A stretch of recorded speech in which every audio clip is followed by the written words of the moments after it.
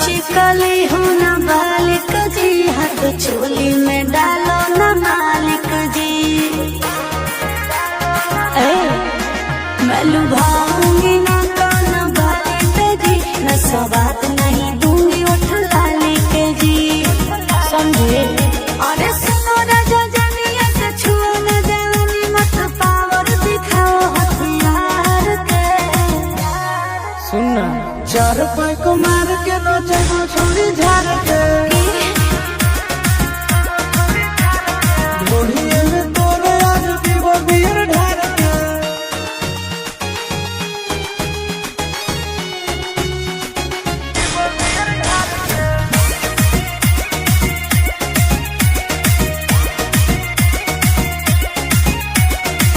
बाली उमरिया का करिए ख्याल जी, अभी अभी मैं हुई हूँ 16 साल की।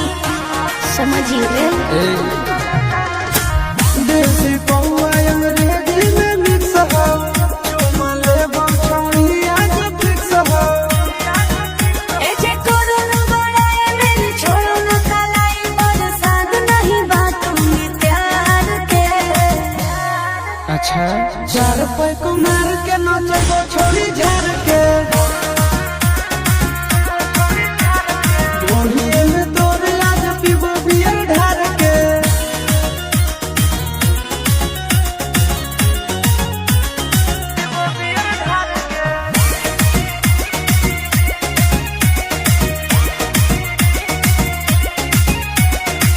देख के रूप मेरा रंग गोरा गोरा, हटिए ऐसे न धरिए जी कोरा।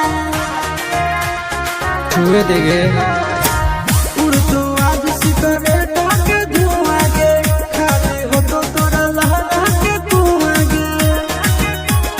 नंदन जी तू राजा नहीं, दुनिया से मजा के लोगे ना चीज हूँ बाजार के। नाच रानी ना चार पे को मार के नाचे को छोड़ी झाड़ के।